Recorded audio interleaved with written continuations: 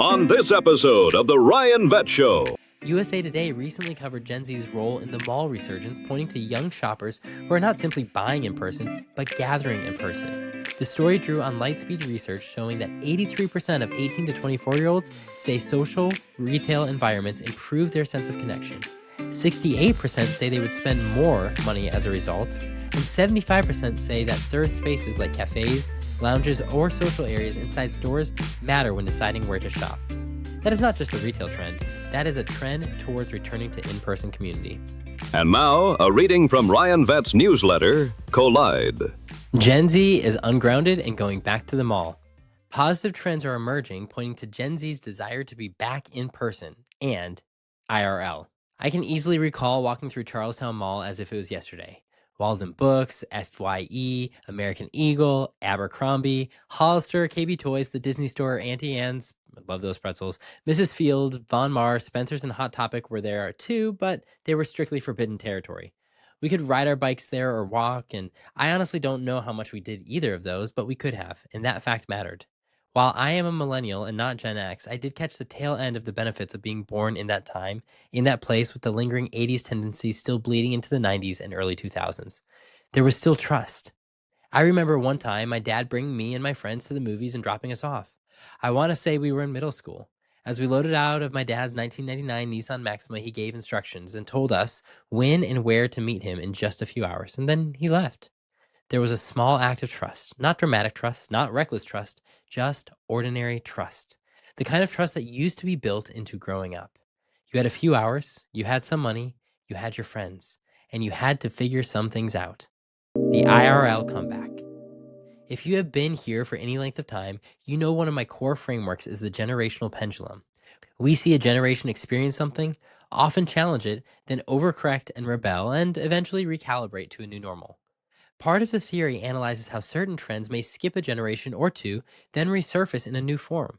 We saw that with the idea of the me generation first attached to boomers, then resurfacing in a different form with millennials through filters, feeds, and carefully curated lives online.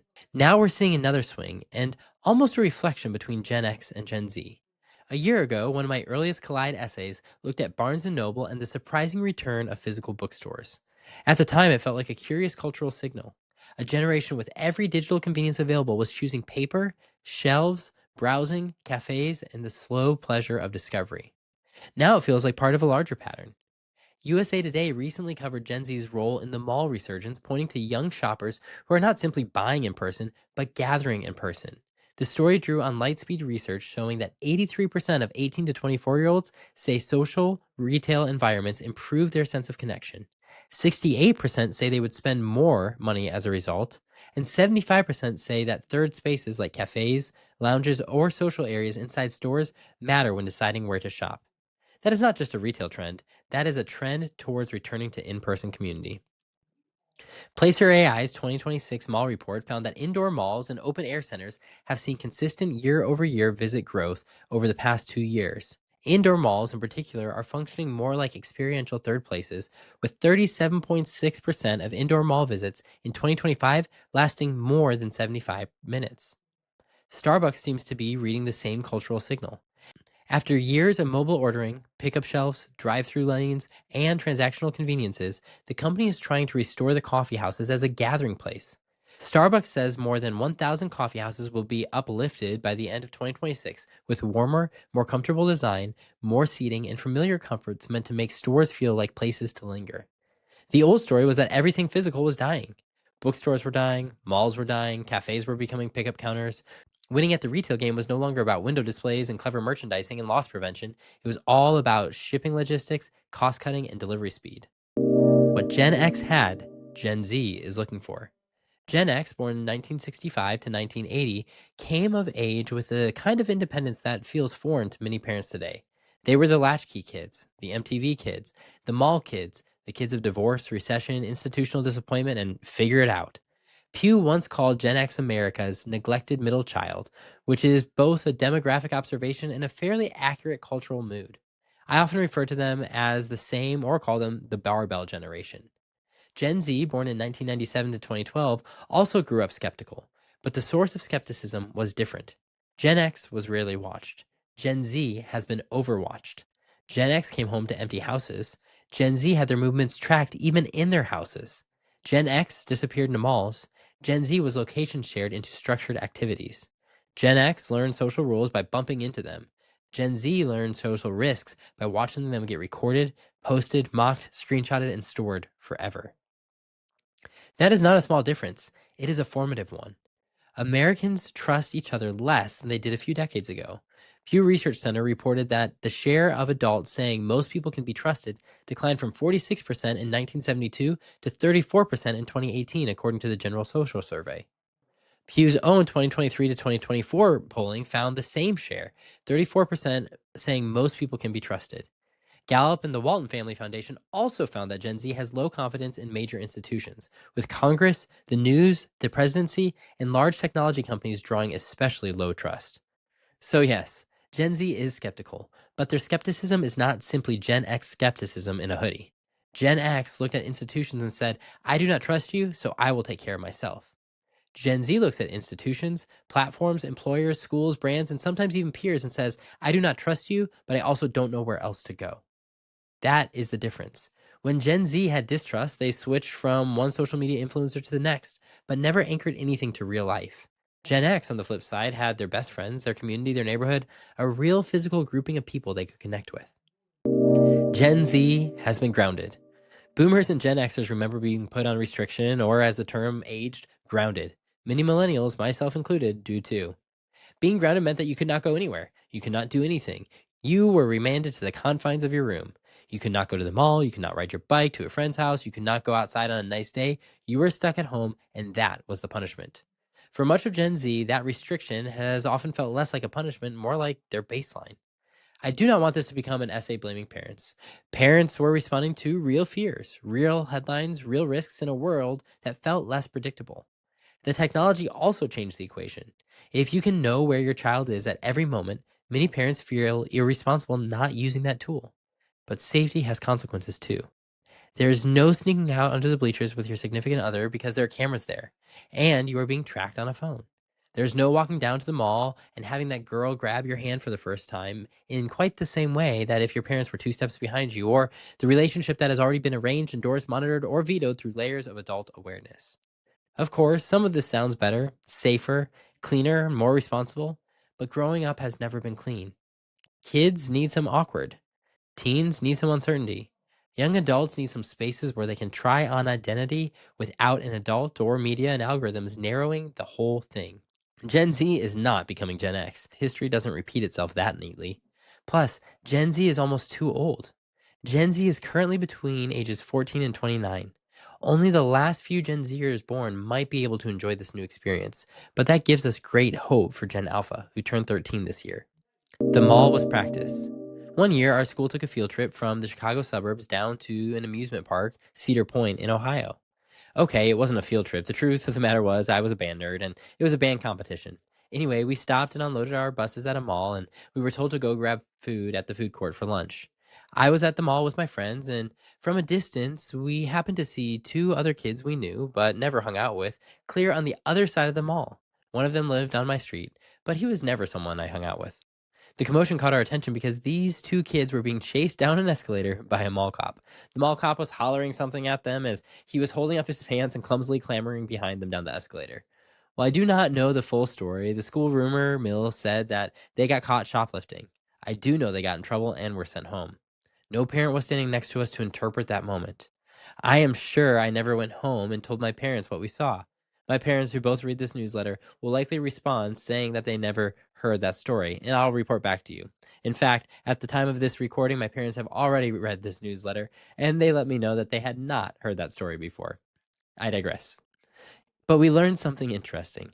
That is what the mall was. It was not just shopping, it was practice. You practice spending money, you practice making plans, you practice not being late, you practice deciding whether to follow your friends or not. You practice watching someone else make a bad decision and quietly deciding you did not want to be next. Even something as simple as whether I had to earn the money or my parents gave me $20 for the weekend trip, it mattered. Maybe it was 40. Whatever the amount, it was finite. You had to choose. Were you going to forego eating to buy the jumbo stuffed animal and hope to survive off free water fountains? Or were you going to eat your friends' leftovers? Were you going to blow your money early and spend the rest of the afternoon pretending you weren't actually hungry? Were you going to buy the movie ticket and skip the snack altogether? We did not have mom and dad's credit card loaded into a phone that we could meaninglessly tap on anything. We had cold, hard cash. We had to keep up with that cash. We had to budget that cash. That kind of constraint teaches us something. It teaches us trade offs. It teaches us regret. It teaches generosity when a friend shares their fries. It teaches self control when you have to decide whether the milkshake you want now is worth losing the thing you may want later. I always said yes to the milkshake, and I still do. Constraints form people. Sharing experiences and seeing others succeed or fail shapes us. Charlestown Mall itself is now part of the story. The city of St. Charles notes the mall's interior permanently closed in 2017 after years of tenant loss, with only Von Maur and the classic cinemas still open to the exterior access only. That closure was the symptom of a bigger shift. A whole generation did not return to the mall in the same way. Now, maybe that is changing. The workplace is next. Here is the leadership takeaway. If you rob a generation of certain childhood experiences, they're going to come to the workplace less prepared. That sentence may feel blunt, but I think it's true. It's not meant to be an insult, it's meant to make leaders pause and think. If a young employee did not have as many unstructured social reps, why are we shocked when they struggle in unstructured social environments? If they were not given as much practice navigating awkward moments in person, why are we surprised when awkwardness shows up at work? If they were not trusted to test small boundaries in relatively safe environments, why do we assume they will arrive fully formed in professional ones? Whether it is the Gen Z stare or just the so called awkwardness, we have to realize something. If you do not have lived experience, you absolutely cannot expect someone to act the same way as someone who did. No amount of TikTok videos or YouTube gurus can tell you how to be a full functioning human adult, complete with all the wisdom that comes from lived moments if you've not lived the experience yourself. That does not mean that Gen Z gets a pass on maturity. It means leaders need to understand where maturity comes from, and it comes from practice. Leaders need to build real community, mentorship, and informal gathering into work, not forced fun, not another mandatory team bonding event with cold pizza and a trust fall. Real community, real apprenticeship, real multi-age interaction, real moments where younger employees can watch older employees navigate tension, disagreement, humor, ambiguity, responsibility, and repair. And guess what? It's going to be messy and it's going to be awkward. It's going to be uncomfortable just like middle school. But sadly, for many of this younger generation, those experiences were skipped altogether. We talk about unstructured play and multi-age group play as essential for children because it builds confidence and teaches kids how to interact. Then those kids grow up. They arrive in the workplace, and we pretend a Slack onboarding checklist will do the same thing. It will not. Workplaces need more room for unstructured interactions, more lunches without an agenda, more shadowing, more hallway conversations, more leaders who are willing to explain not only what decision was made, but how they made it, more patience with awkwardness, and without lowering the standard.